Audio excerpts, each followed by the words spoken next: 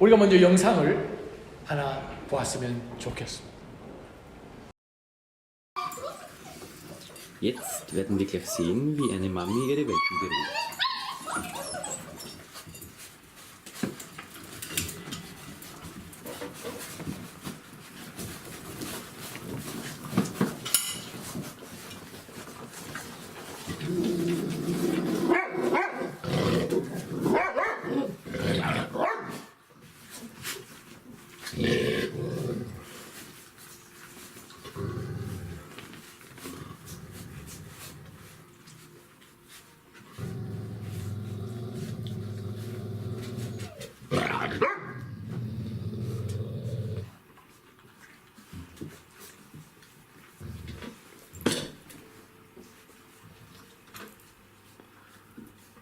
Und fertig.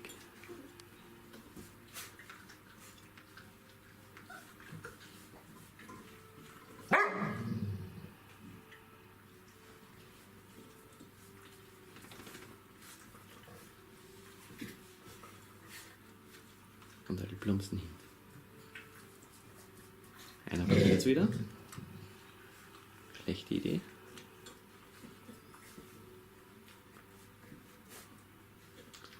Ich möchte das auch können.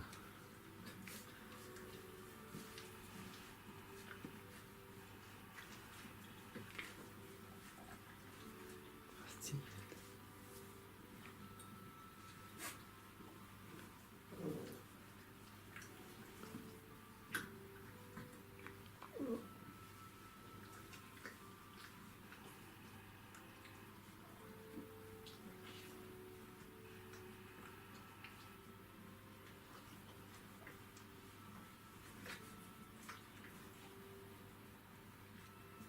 감사합니다. 지금 무슨 내용인가요? 강아지가 지금 7주 된 강아지라고 해요. 젖을 떼는 훈련이죠. 젖 떼는 거 참 쉽지 않습니다. 강아지가 갑자기 아니 엄마가 왜 이러지? 아니 그 맛있는 젖을 안 주고 막 젖을 먹어야 된다고 생각을 하는데 그냥 으르렁대면서 근처도 못 오게끔 하니까 그냥 강아지들이 이거 이상하다 하는 가운데서 그냥 쫙 납작 엎드리는 것을 보았습니다. 우리가 아이를 낳아서 키우는 가운데서 참 여러 아이에게 좋은 일들을 우리가 결정을 하고 하죠. 그 가운데 참 중요한 것 중에 하나가 젖 떼는 것, 위닝. 젖을 안 떼면 어떻게 되나요? 성장을 못하는 거죠. 더 성숙되어 갈 수 있게끔 아주 중요한 결정을 내리고 바로 그것이 이 아이에게 가장 최선의 사랑의 표현으로 어머니는 참 마음이 아프지만 젖을 떼게 합니다. 근데 그 아이의 마음 가운데 어떤 생각이 말로 표현을 못하지만 들까요? 아니 엄마가 나를 더 이상 안 사랑하네? 아니 엄마가 나를 버리네? 아니 나를 젖을 안 줘서 나를 굶기려고 하네? 라고 아이는 그렇게 생각할 수 있습니다. 근데 어머니는, 어미개는 아이에게 그것이, 강아지에게 그것이 가장 좋은 선택이고 더 멀리를 바라볼 때 반드시 해야 되는 것이기 때문에 젖을 떼게 합니다. 영적인 것 하나도 다르지 않습니다. 그래서 다윗이 시편 132편에 이렇게 고백합니다.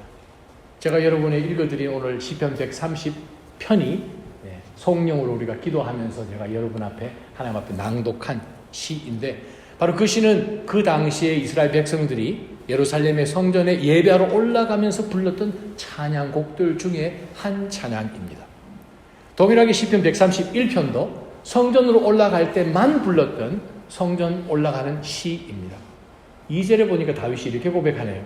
진실로 내가 내 영혼을 가만히 잠잠히 있게 하니 젖된 아이가 그 어미와 함께 있는 것 같고 내 영혼도 젖된 아이와 같습니다. 젖을 뗐다는 거예요. 하나님께서는 우리가 신앙생활 해나가는 과정 가운데서 때로는 정말 우리가 놓치기 싫은 그것을 앗아갑니다. 정말 이것 나에게 정말 기쁨을 주었던 장난감 같은 것도 하나님 가지고 가십니다.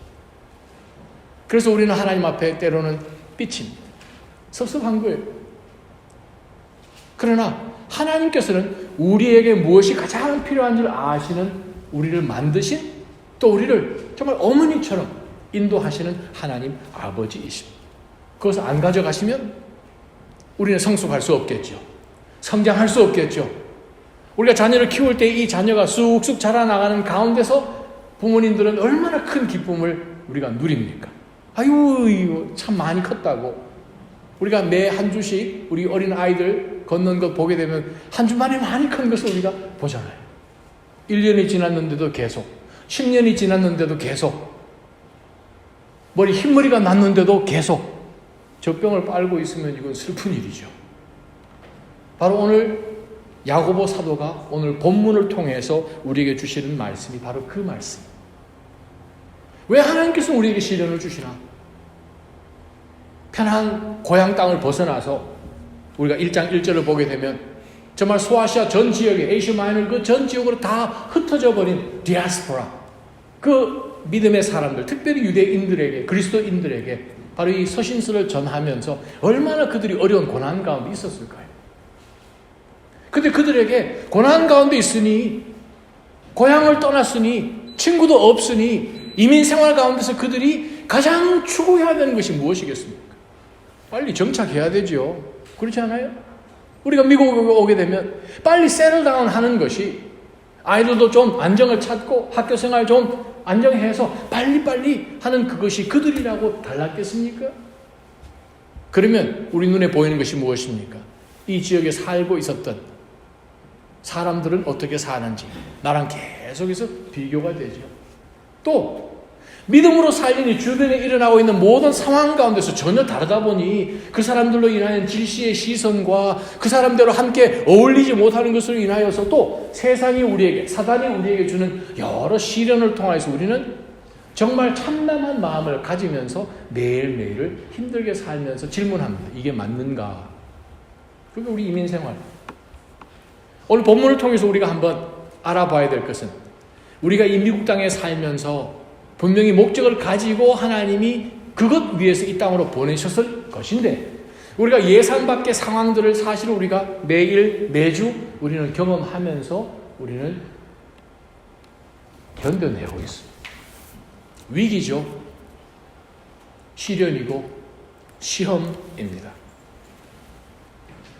그러나 성경은 우리로 하여금 믿음의 성장을 이루어야 하는 것을 분명히 말씀하고 계십니다. 바로 그것을 야고보 사도가 우리에게 그렇게 말씀으로 권면해 주고 있는 것입니다. 사도 요한이 그 당시에 했던 말씀을 제가 여러분에게 보게 되면 요한 1서, 제가 여러분에게 함께 말씀을 보기를 원합니다. 요한 1서 2장 12절, 13절, 14절을 함께 여러분과 목소리로 읽었으면 좋겠습니다. 자녀들이여, 시작. 자녀들이여, 내가 여러분에게 쓰는 것은 여러분의 죄가 그리스도의 이름으로 용서됐기 때문입니다. 아버지들이여, 내가 여러분에게 쓰는 것은 여러분이 태초부터 계시는 분을 알기 때문입니다. 청년들이여, 내가 여러분에게 쓰는 것은 여러분이 악한 자를 이겼기 때문입니다. 아이들이여, 내가 여러분에게 쓴 것은 여러분이 아버지를 알았기 때문입니다. 아버지들이여, 내가 여러분에게 쓴 것은 여러분이 태초부터 계시는 분을 알았기 때문입니다. 청년들이여, 내가 여러분에게 쓴 것은 여러분이 강하고 하나님의 말씀이 여러분 안에 거하시며 여러분이 그 악한 자를 이겼기 때문입니다. 자, 3절을 다 요약하면 이렇습니다. 사도 요한이 어린 자녀들에게, 자녀란 단어 아주 little children이라는 뜻입니다. 원어적으로 어린 자녀들이 등장합니다. 하나님께서 우리를 구원하셔서 예수 그리스도 안에서 우리가 새로운 포지션을 가지고 새로운 직위를 가지고 살아가는, 이 세상에 살지만 이 세상에 속하지 않은 전혀 다른 로열 패밀리의 자녀로 사는 것이구나. 어린아이 같은 신앙이 있으면 그 신앙이 자라서 그 다음에는 청년이 됩니다. 그 다음에는 성인 아버지가 됩니다. 성숙을 이야기하고 있습니다. 우리가 이 땅 살아가는 가운데서 계속 계속해서 어린아이로 머물지 않도록 하나님이 우리 가운데 허락하시는 방법이 바로 시련이죠. 그래서 사도 요한이 계속 이야기하는 것이 무엇입니까? 여러분 알지 않습니까? 무엇을 압니까? 오늘 야고보 사도도 3절 말씀의 1장 여러분이 알다시피 무엇을 압니까? 우리가 당하는 이 시험이 믿음의 시련이 근데 오히려 우리의 믿음을 연단해주고 그 연단하는 가운데서 인내하도록 해주어서 마침내 우리가 신앙생활을 해나가는 가운데 그리스도의 사람들로 이 땅 살아가는 가운데 어떠한 부분에도 부족함이 없게끔 하나님이 완벽하도록 이끌어 주시는 것이 바로 시련인 것을 아시기 바랍니다. 그래서 시련을 여러분이 만날 때마다 온전히 기쁘게 여기라 라고 지금 야고보 이야기하죠. complete joy라고 표현을 쓰잖아요. 하나도 버릴 것이 없는 우리에게 온전히 완벽한 기쁨을 줄 수 있는 것이 바로 시련인 것을 여러분이 아시고 시련을 이기라고 이야기합니다. 사실 우리가 살아보면 시련 누가 좋아합니까? 힘들죠. 어렵죠. 그러나 우리가 지금까지 살아오는 동안에 우리가 시험을 만날 때 때로는 우리가 낙심되고 절망에 빠지고 이거 어떻게 하는 가운데서 그냥 뭐 널브러질 때가 어디 한 부분이었습니까? 때로는 우리가 뭐 사람 만나는 것도 힘들어질 때도 있죠. 밥 먹는 것도 힘들어질 때도 있죠. 그런 고난의 시기를 사실은 우리가 지나왔습니다. 그래서 야고보 사도가 오늘 본문을 통해서 5절부터 시작되는 본문 가운데서 이 위기를 어떻게 하면 기회로 만들 수 있는가? 이 찬스를 어떻게 하면 내 삶 가운데 체인지를 만들 수 있는 방법이 무엇인가? 바로 거기에서 야고보는 우리에게 세 가지 방법을 말씀하십니다. 우리가 시험을 피할 수 없어요. 시련을 피할 수 없어요. 우리가 성장하기 위해서는 어려운 고난이 정말 우리 가운데 닥치지만 이 고난을 얼마든지 하나님께서 목적을 갖고 계시니 4절까지 보았을 때 그러면 내가 지금 당장 처해 있는 이 상황 가운데서 시련 가운데서 어떻게 이것을 기회로 만들 수 있는가? 야고보 사도는 맨 먼저 5절에 이렇게 말씀하십니다. 여러분 가운데 누구든지 지혜가 부족하면 모든 사람에게 후히 주시고 꾸짖지 않으시는 하나님께 구하십시오. 그 지혜를. 그러면 그 지혜를 주실 것입니다. 첫 번째 우리가 기억할 것이 있습니다. 지혜를 구하십시오. 여기에 등장하는 이 지혜라는 의미는 우리가 잠언이라든지 바로 여기에 등장하는 큰 헛구마, 바로 그 굉장한 어떤 지혜, 보고 이런 것을 의미하는 것이 아니라 바로 이 내가 처해진 기분 상태 속에서 어떻게 하면 이것을 해결할 수 있는 하나님의 관점에서 바라볼 수 있는 그 시야를 달라라는 뜻으로 야고보는 이야기합니다. 지금 시험의 컨텍스트예요. 하나님 이 시험이 왜 왔죠? 이것을 깨달을 수 있는 방법은 그것을 분석해서 답이 안 나오죠. 보통 우리가 지식, knowledge라고 이야기할 때 지식은 분석하는 거죠. 하나하나 다 분석해내는 것이 knowledge라고 하면 하나님 말씀하시는 wisdom이라는 것은 put all things together 하는 거예요. 이게 여기 이렇게 맞아떨어지구나. 저것은 여기에 맞구나 하는 그것은 하나님이 주시는 지혜가 아니면 이해를 못한 거예요. 그게 이해가 안 되면 통과하는 것이 얼마나 더 힘들겠습니까? 그러나 이 과정이 나에게 부족한 이 부분을 하나님이 만드시기 위해서 부족한 이 영적 근육을 단단하게 하기 위해서 하나님이 이러한 시련을 주셨다라고 생각을 한다면 이건 얼마든지 어려운 고난의 시기를 기회로 바꿀 수 있는 거예요. 그래서 야고보가 맨 먼저 우리에게 본문 가운데서 명령한 것이 지혜를 구하라라고 말씀하십니다. 구하고 싶을 때 구하고 싶지 않을 때 안 구하는 것이 아니라 오늘 본문의 말씀은 명령이에요. 지혜를 구해야 된다는 거예요. 여러분 혹시 시험 가운데 있습니까? 구하십시오. 하나님 이것은 무슨 연유입니까? 통과하는데 지금 어떻게 하면 되겠습니까? 제 마음이 너무 동한데 어떻게 하나님께서 저의 마음을 컴포트 해주시겠습니까? 하는 그것을 하나님 앞에 간구하지 않고서는 어떤 일이 벌어집니까? 에너지가 소모되겠죠. 힘이 빠지겠죠. 본질이 아는 것에 초점을 두고 목숨 걸 수밖에 없습니다. 왜?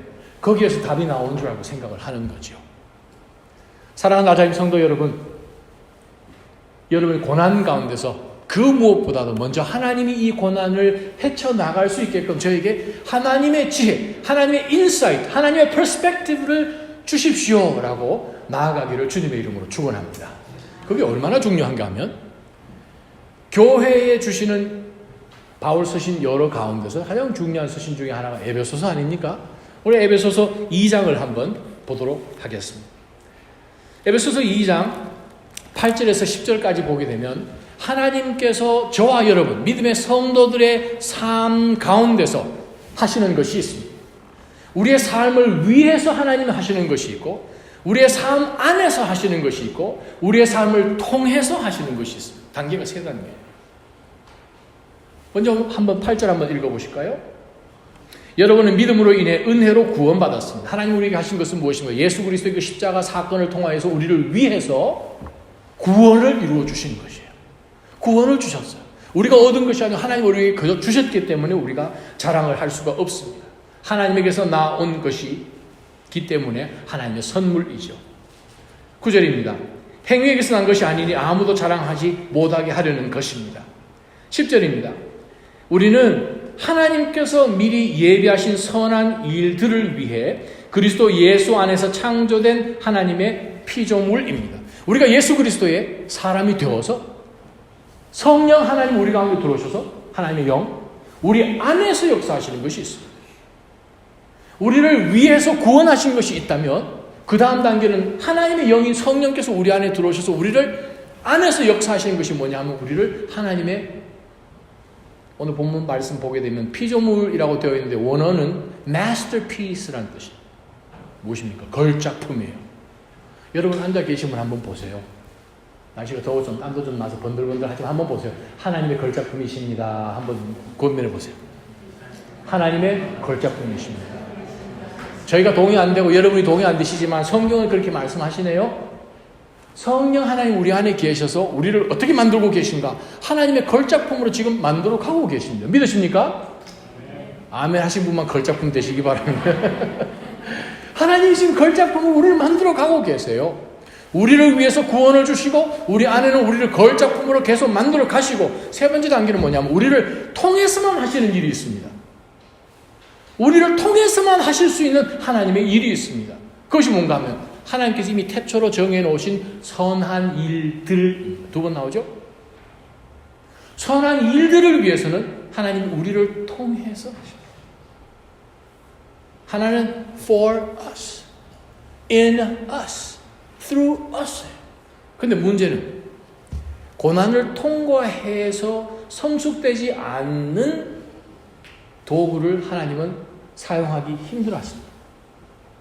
반드시 하나님은 우리를 시련을 통과하여서 성숙되어 가는 그 시기를 지난 사람들을 하나님은 사용하십니다.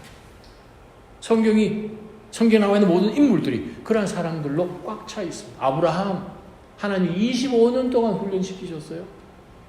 25년 동안 그를 훈련시키시고 난 다음에 그에게 약속하셨던 아들을 주시잖아요. 요셉은요? 그냥 이집트의 총리가 되셨습니까? 하나님 13년 동안 호되게 마지막 2년은 감옥에서 호되게 그렇게 하나님이 훈련시키고 난 다음에 하나님께서 그를 마음껏 사용하셨다는 거예요. 온 이스라엘 백성들은 430년 동안 이집트에 있는 가운데서 그들을 끌어낸 그 굉장한 리더십을 하나님께서는 바로 모세에게 주시며 모세를 80년 동안 훈련시키신 것을 우리가 봅니다. 저와 여러분이 고난 통할 때에 이것이 그냥 통과하는 것이 아니라 하나님께서 저와 여러분이 이 지역 가운데 하실 일들이 무엇을 통해서? 저와 여러분을 통해서 하실 일들이 있기 때문에 여러분이 당하고 있는 그 고난을 지금 우리가 당하고 있다고 믿습니다. 아멘? 바로 그거예요. 예수님께서는 제자들을 하늘의 그 신령한 그 대사명을 맡기시기 위하여서 하나님의 본체이신 하나님이 이 땅 가운데 인간의 몸으로 오셔서 완벽한 인간으로 오셔서 완벽한 하나님이 제자들을 3년 동안 밤낮으로 함께 있으면서 훈련시키신 거잖아요. 저와 여러분이 당한 그 고난은 굉장한 하나님의 목적을 갖고 하나님이 사용하시는 바로 훈련의 시간인 줄 믿으시길 주님의 이름으로 축원합니다. 그러하는 가운데 하나님 앞에 지혜를 구하면 여러분이 당하고 있는 바로 그 시험을 얼마든지, 불같은 시험을 얼마든지 이겨내리라 확신합니다. 하나님께서 그렇게 말씀하셨어요. 두 번째, 우리가 어떻게 하면 위기를 기회로 만들 것인가? 내가 처해 있는 이 어려운 상황, 고난, 믿음의 시련이라고 하지만 좋은 말로 시험거리를 어떻게 하면 이겨낼 수 있는가? 6절에서 8절까지 말씀을 보십시다.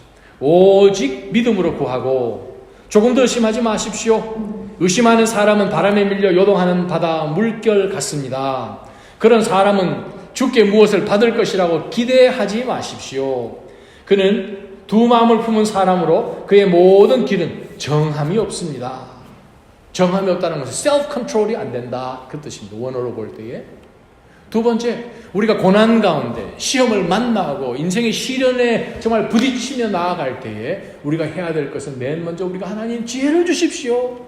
어떻게 이겨낼 수 있겠습니까? 하나님의 스킬, 하나님의 지혜를 달라고 우리가 기도해야 되지만, 두 번째는 믿음으로 하나님을 신뢰하는 것도 중요합니다. 하나님이 아신다. 내 처한 모든 상황 하나님 아신다. 기도를 멈추지 않는 거죠. 기도를 멈추지 않는 거죠. 자, 지금 여기에서 이 야고보 사도는 믿음의 사람들에게 보낸 편지의 한 부분을 오늘 우리가 말씀을 봅니다. 오늘 여기 나와 있는 이 믿음은 예수 그리스도를 믿어서 하나님의 자녀가 되고 구원받는 그 믿음을 이야기하지 않습니다. 이미 그 믿음은 이들 사이에 가지고 있는 거예요. 저와 여러분 예수 그리스도를 구세주로 영접하여서 오늘 예배로 하나님 앞에 나왔잖아요. 오늘 지금 야고보 사도가 이야기하는 이 믿음이라는 이 믿음은 구원에 이르기까지 하는 그 믿음이 아니라 여러분이 처해져 있는 시험의 상황 가운데서 하나님이 아시기 때문에 하나님 앞에 간구하고 하나님을 신뢰하고 오늘도 믿음으로 어렵지만 상황은 그렇지 않지만 마음의 동의가 되지 않고 이성이 동의하지 않지만 나아가는 바로 그 믿음을 하나님이 말씀하시고 계십니다. 하나님 신뢰하는 거죠. 상황이 그렇지 않아요. 자, 두 마음을 품는 사람은 어떤 사람일까요? 두 마음을 품는다는 것은 시련 가운데 있습니다. 세상에 어떠한 어려운 고난 가운데 있어요. 갈등입니다. 아니, 세상 사람은 다 이쪽 방향으로 가죠. 다 자기네들이 좋아하는 방향, 편하고 잘 mingle 될 수 있고 블렌드 될 수 있는 바로 그런 방향으로 저들은 갑니다. 우리는 갈등이에요. 저기를 가는 것이 사실은 맞는 것 같고 주변 사람들이 나를 인정할 때도 혹은 내가 내 스스로를 봐도 잘 정착했구나 라고 생각될 것 같은 길이 또 있습니다. 근데 하나님의 길은 또 있어요. 이 길로 가면 나에게 유익한 것이 많은데, 근데 이 길로 가면 포기를 해야 돼요. 근데 이건 또 하나님이 또 주시는 것이라, 영적인 것이라, 하늘에서 오는 것도 좀 갖고 싶고 이 땅이 주는 것도 좀 누리고 싶고, 양쪽에 지금 우리가 갈림길 가운데 있는 거예요. 그러지 않으세요, 여러분? 우리가 이 세상 가운데서 믿음으로 우리가 우리의 초심을 진짜 잃지 않고 신앙생활을 한다면 정말 갈등 없이 이쪽 방향으로 많이 선택할 것 같은데, 우리가 시험에 탁 닥쳐보면 때로는 하나님이 나를 버리셨나 하는 생각 가운데서 최소한 본전이라도 건져야 되겠다라는 생각으로 예수님 십자가 돌아가시고 난 다음에 제자들이 다 돌아가서 물고기 잡는 것처럼 우리도 이쪽으로 가고 싶은 그런 생각, 두 마음을 품고 싶은 그런 생각을 우리는 가질지도 모르겠습니다. 그런데 야고보 사도는 우리에게 분명히 말씀합니다. 의심하지 말라라고 이야기합니다. 6절에 의심하지 말라. 믿음으로 구하라. 하나님을 신뢰하고 하나님을 구하라는 거죠. 그때 조건이 있습니다. 의심하지 말라는 거예요. 여러분 기억하시잖아요. 마태복음 보게 되면 베드로가 오병이어 사건 있고 난 다음에 예수님은 한적한 곳에 산에 올라가서 기도하시고 제자들은 건너편에 예수님 말씀하신 대로 이제 가기 위해서 배를 열심히 노를 젓는데 한밤중에 풍랑이 일고 그냥 하루 여러분 나중에 이 갈릴리 가보시면 아시겠지만 그냥 바람 방향이 바로 즉석에서 바뀌거든요.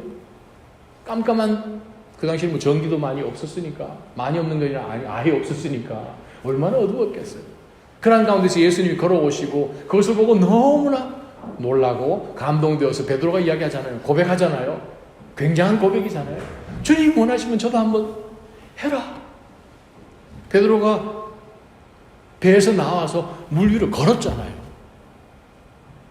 그런데 어떻게 베드로가 물에 빠졌지요? 나사진교회 성도 여러분, 어떻게 빠졌지요? 무엇을 봤지요?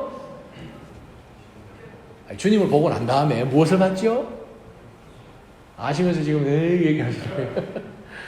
물결을 봤잖아요. 바람을 봤잖아요.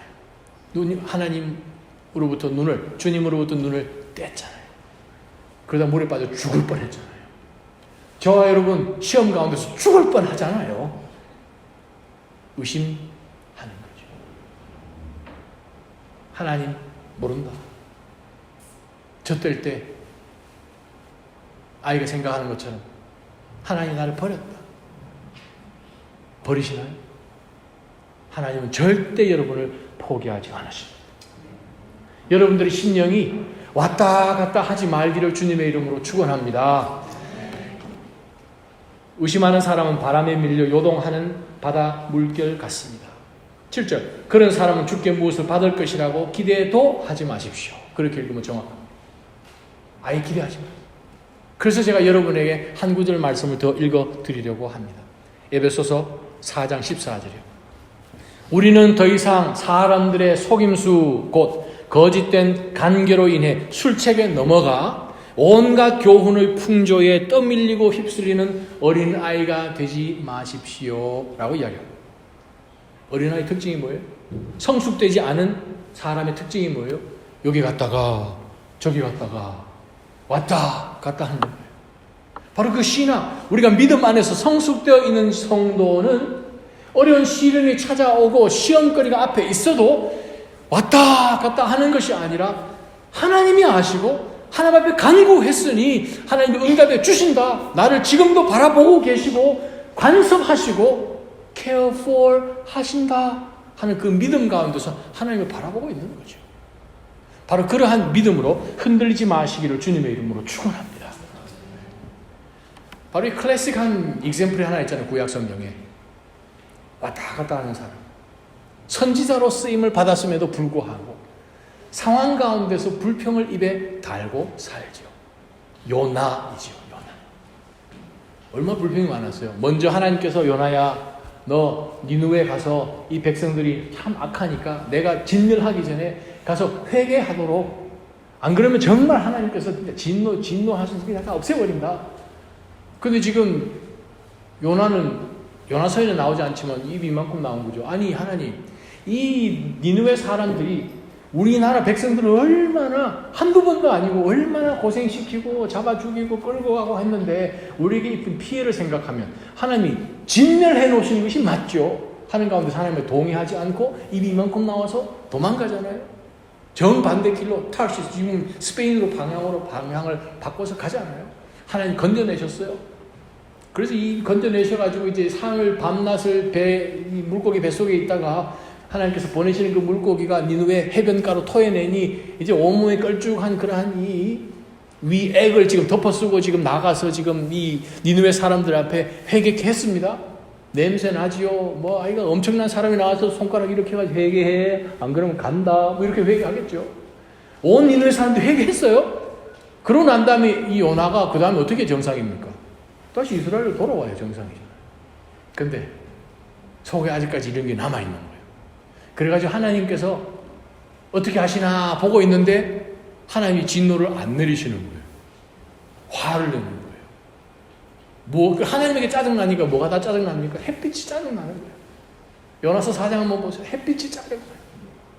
자기 옆에 지금 하나님이 주시는 햇빛과 물로 인하여서 잘 자라고 있는 박이 싫은 거예요. 포주박. 박넝쿨이 막 자라는 그것도 싫어요.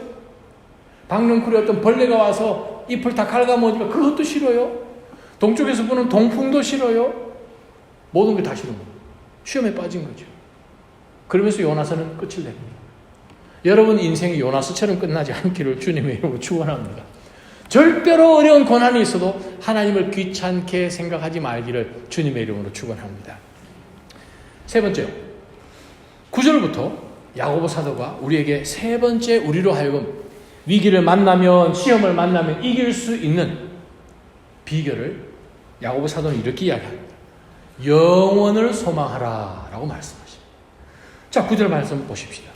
어려운 처지에 있는 형제, 그는 자신의 높은 위치를 자랑하라. 반대로 부자는 자신의 낮은 위치를 자랑하라. 이는 부자는 풀의 꽃처럼 사라져 버릴 것이기 때문이다. 해가 떠서 뜨거워지고 풀을 말리면 꽃은 떨어지고 그 아름다움도 잃고 맙니다. 이와 같이 부자도 그가 행하는 모든 일 가운데 다 소멸될 것이. 무슨 말입니까? 저 지금 이민 갔어요. 소아시아 전 지역으로 다 흩어져 있는 디아스포라에 있는 유대 믿음의 사람들이 빨리 정착하기 위해서는 성공해야 되거든요. 저축도 해야 되고 빨리 세틀다운 해야 되거든요. 신앙생활 해 나아가며 또한 우리의 만나는 모든 고민에, 믿음의 시련에, 시험거리에 거의 대부분이 물질과 연관된 것이죠. 그래서 야고보 사도가 우리에게 예로 든 것이 9절부터 12절 말씀입니다. 자, 우리 가운데 있는 물질이 없어서 시험거리인 거예요. 물질이 또 많은 사람 보면 시험거리고, 물질이 많은 사람도 시험거리죠. 더 있었으면 좋겠는데. 또 그것으로 인하여서 물질의 어떤 노예처럼 되어서 물질로 인하여 시험에 빠지는 경우도 얼마나 우리가 많이 봅니까? 그래서 야고보 사도가 이 두 익스트림을 예로 들면서 여러분 가운데 혹시라도 물질이 없어서 너무 어려운 처지에 있던 그러한 형제와 자매가 있습니까? 우리로 하여금 무엇을 보라고 말씀하시나요? 물질을 보지 말라는 거예요. 이 세상에 우리 가운데 줄 수 있는 물질이 있으면 이 어려운 상황은 지나갈 수 있을까?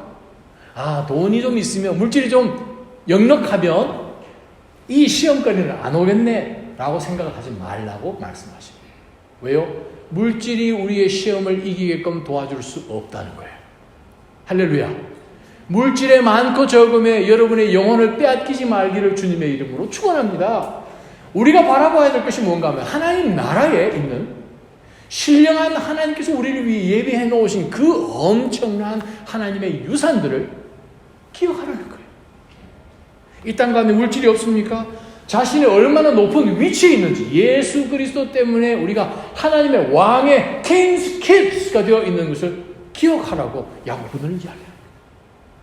물질이 많습니까? 물질이 많기 때문에 우리의 눈이 어두워지지 않도록 하나님께서는 야고보 사도를 통해서 무슨 얘기를 합니까?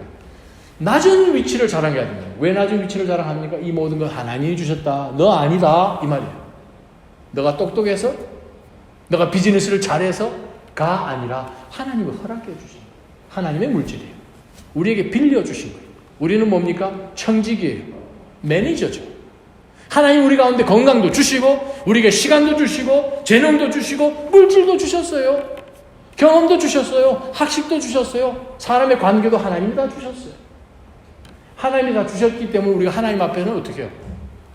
겸손하게 우리 스스로를 낮출 수밖에 없는 거잖아요. 그래서 하나님이 말씀하십니다. 야고보를 통해서 물질이 많은 것 같으나, 자, 해가 뜹니다. 풀이 마릅니다. 꽃이 떨어집니다. 세상이 줄 수 있는 굉장한 것 같지만 그것은 모든 아름다움이 다 끝난다는 거예요. 무엇을 바라봐야 됩니까? 영혼을 바라보는 지혜가 여러분 가운데 있기를 주님의 이름으로 축원합니다. 로마서 8장 30절이나 에베소서 2장 6절이나 그것을 들여다볼 때에 예수 그리스도 때문에 우리 신분이 상승된 정도가 아니라 신분이 바뀌었죠. 이 세상의 가치관으로 살던 우리 인생이 하늘의 가치관으로 살아가는 왕의 자녀로 예수 그리스도와 함께 하나님이 예비해 놓으신 그 하나님의 나라를 유업으로 받을 유산 상속자들로 만들어 주신 것을 기억한다면 우리는 물질이 주는, 이 세상이 주는 달콤함에서부터 시선을 떼서 영원한 것에 우리가 초점을 다시 맞출 필요가 있습니다. 이 세상의 노예가 되지 않기를 주님의 이름으로 축원합니다. 그거 언젠가 떨어집니다. 하나님 나라에서는 아무 소용이 없는 것이요. 이 땅 가운데 살 때에 사용하라고 주신 것입니다. 그리하여서 야고보 사도는 우리에게 말씀합니다. 영혼을 끝까지 바라보라.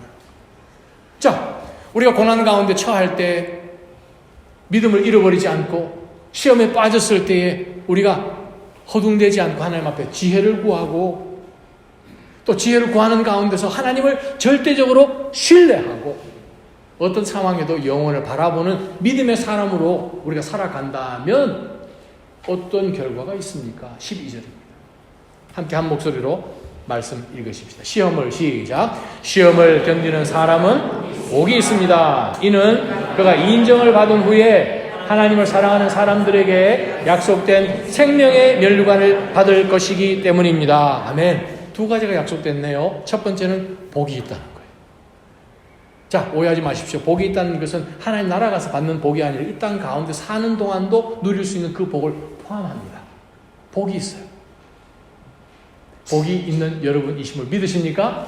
바로 그 믿음의 시련 가운데서 믿음을 잃지 않은 것 끝까지 주의 길을 따라가는 자들을 여러분은 복된 자들입니다. 세상이 주는 복은 환경에 따라 왔다 갔다 하는 복이요.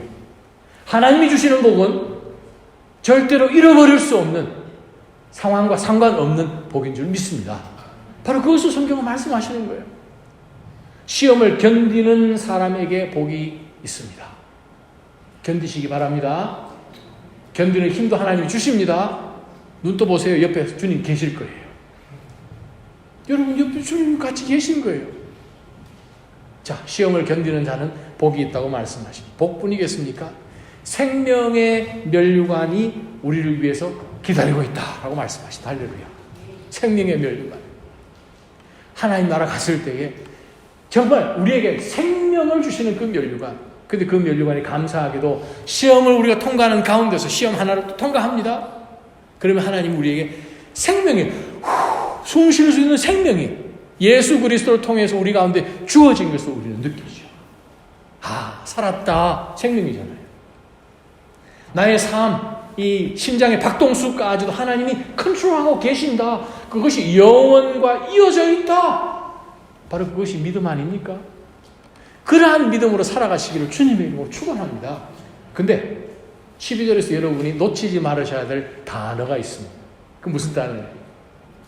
복도 있어야 되겠고, 할렐루야. 생명의 면류관도 있어야겠어요. 그것을 위해서 우리는 어떠한 시련과 고난이 있어도 인내해야겠어요.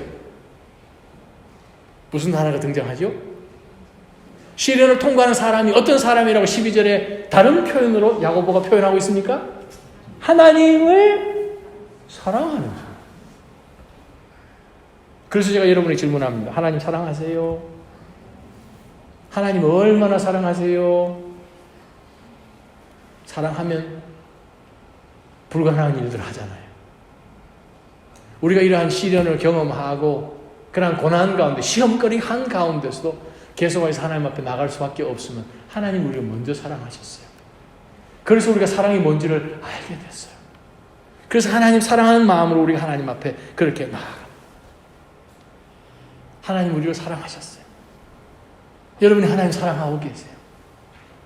그러면 고난 가운데서 우리를 사랑하시는 분이 계시는 것을 우리가 알고 있기 때문에 우리는 하나님 사랑하는 그 마음으로 우리는 시험 한중간 속에서도 우리가 믿음을 잃지 않게 되는 거죠. 그게 우리가 시험 앞에서 우리가 당당하게 그 길을 통과하는 비결이에요. 니체가 이런 유명한 말을 했습니다. He who has a why to live can bear with almost any how라는 말을. He who has a why to live. 내가 왜 살아야 하는 그 이유를 알고 있는 사람은 can bear. 어떠한 것도 견뎌낸다고 합니다. 무엇을 배워한다고요? 무엇을 참아낸다고? Can bear with almost any how. 이거 어떻게 살아야 하지? 어떤 상황이라도 얼마든지 견뎌낼 수 있는 사람이라고 표현했다는 거죠. 그래요. 저와 여러분을 하나님이 무조건 사랑하셔서 때로는 우리로 하여금 젖을 때는 어려운 고난을 통과하지만 우리를 사랑하셔서 우리에게 믿음의 시련을 주신 하나님이시라면 바로 이 시련을 통과하고 나면 하나님께서 굉장한 선물의 복도 주시고 또 우리의 생명도 더해 주시는 것을 알 때에 그 하나님을 사랑하는 가운데서 여러분의 어려운 시험 시간들을 지혜롭게 통과하시기를 주님의 이름으로 축원합니다. 하나님 여러분과 함께 하십니다. 축복에 얼마든지 기회로 바꿀 수 있는 비결을 하나님이 우리에게 약속해 주셨습니다. 그것을 놓치지 않는 진짜 지혜로운 자들 되기를 성령의 이름으로 축원합니다. 기도하십시오.